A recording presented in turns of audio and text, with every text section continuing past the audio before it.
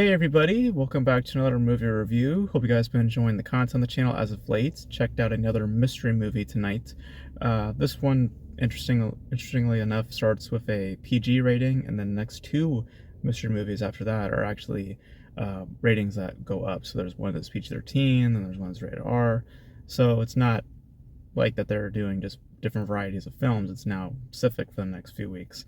Um, Decided to check out the PG rated film this week, and I had an idea what it was going to be, and I don't know, was just morbidly curious just because of the sport and curious to see if it would persuade me. And well, it definitely spoke, and that's all I'll say for now. But that film that we're addressing is The Long Game. Forgive me, I forgot who wrote or directed it. Something Julio, I believe. I apologize if I forgot the name wrong. Um, Stars Harrison Ford, or I'm sorry, Dennis Quaid. B-list Harrison Ford. I mean, Jesus Christ! I mean, the fedora, the hat, and everything that he wears in the film. It's like, come on, dude, you're basically Indiana Jones on a golf course. I mean, Jesus Christ. Um, but stars Dennis Quaid and a bunch of other players, and um, primarily stars a bunch of kids, and it's a bunch of Hispanic kids. They're or Mexican American kids, and they all have a love for golf. And an adult who works at their school as an assistant principal also has a desire for golf, but has troubles getting into the clubs because of who he is, and decides to one day, as these boys interact with the adult in quite an extreme way, ended up breaking his car.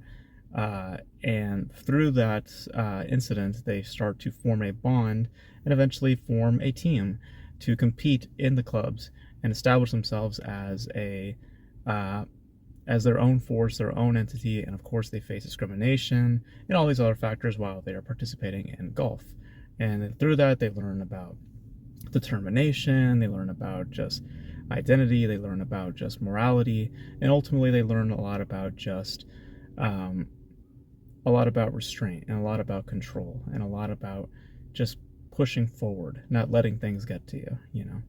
And in essence, that's what the film is doing in terms of thematic quality.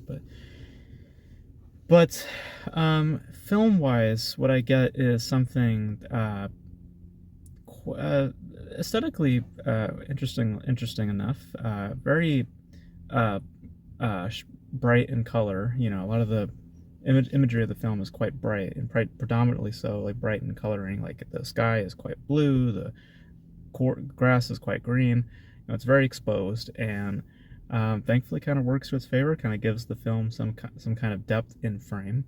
Um, and though it is incredibly hulky and incredibly just um, just sappy, there are some points where it does almost get you on an emotional level, just because of the sheer attempt of trying to get you to that place, the commitment, the sort of aggression in trying to get you to be emotionally responsive towards certain events in the film. But the key word is almost. It almost got me to that place. Um, and really, that's where I kind of leave my positives, because what I got from this film was ultimately what I feared, which was something that tries to take a pretentious sport to a just serious manner, and a oddly patriotic manner that is incredibly hilarious. The combination of just patriotism and golf, like that's the word that just kept coming back to me, was golf. Like the fact that like when these big dramatic scenes are happening and you ultimately come back to where this is coming from, it's golf.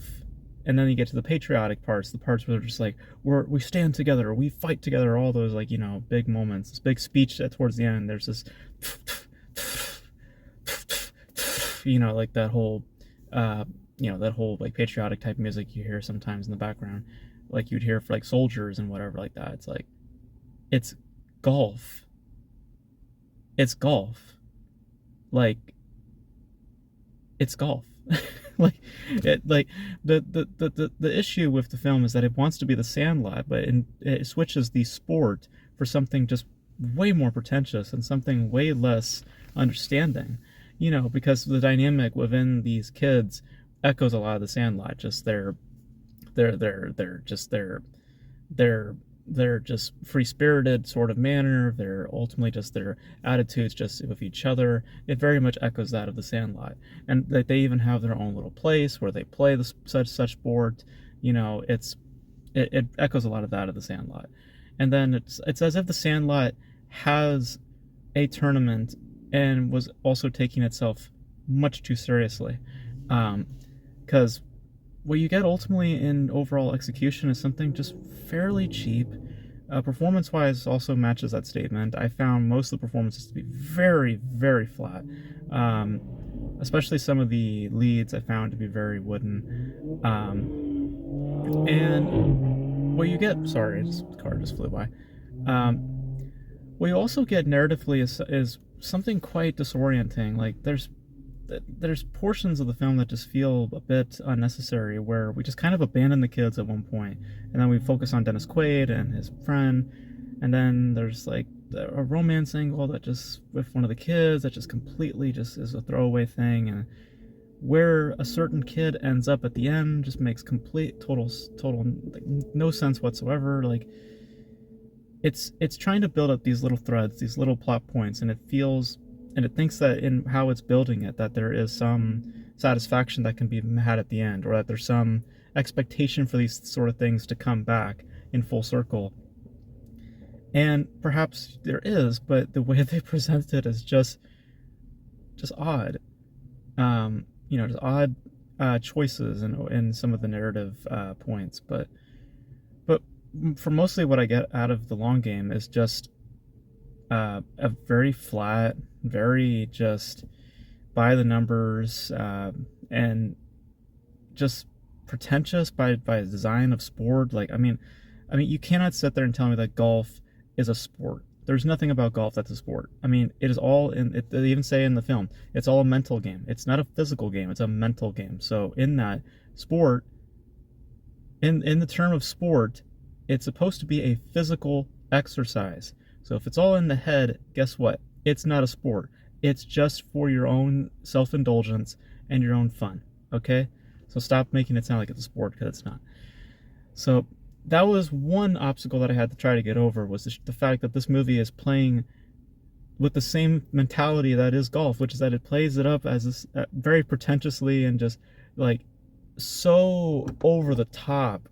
Also, like, there's rain and they're like the characters are soaking and you see them all serious and they're just trying to hit that ball. Like they go for the dramaticness, and it's just so fucking like there's no need for it at all. Um, like pure sap, and just the overall just emotional center of the film again almost is there, but you have to get over the fact that, well, everything that we're having, all these like themes about discrimination and racism and all these other things, it's being packaged within this sport. Like if it were any other thing, any other like more actual physical activity, something more that would be matching to the weight of these themes, I can kind of get behind it. But it's just golf. It's just fucking golf, you know? Like, I mean, even removing my bias towards golf, like, just by the nature of the film, it's just pure cheese. Like, you understand, it's like textbook, one-on-one for anybody who doesn't understand racism or discrimination. Like, if you just somehow need a movie to spell it out for you, the movie does it for you. Like, um, so it's very flat. It's very just just moving through the motions. Like, it's not even really delivering much of, like, the wave I'm getting right now is that I just really don't care. Like, the feeling I get out of coming out of the film is that I really just don't care. The only thing that I found interesting was the fact of how much they were just representing golf, and Dennis Quaid doing his best to not look like Indiana Jones. Like, it's like, and not trying to act like Harrison Ford. It almost feels like he's trying to be Harrison Ford. It felt like just an impersonation. I don't know if that's just him in general, but it just feels like he's trying so hard to be Harrison Ford, but and not doing as well. Um, but yeah, I just could care less. And as time went on, I cared even less. I found myself laughing more, and I found myself just really just. I was really surprised by the patriotism combined with golf. Did you ever think that those two would ever coexist or combine? Patriotism and golf. That's what this film ultimately does at one point. I mean, really sit with that. We combine patriotism with golf. The word you're looking for is pretentious and completely and totally sappy. So, and I mean, that's pretty much the best description you can for it, for describe this film. It's disposable. It's just something, honestly, that you'd find in the dollar store, like something that you just find in the dollar bin at Walmart. It's just really throwaway, and it has some merits in its commitment in a certain sphere. Again, aesthetics are not too bad, and it almost gets you on an emotional level, but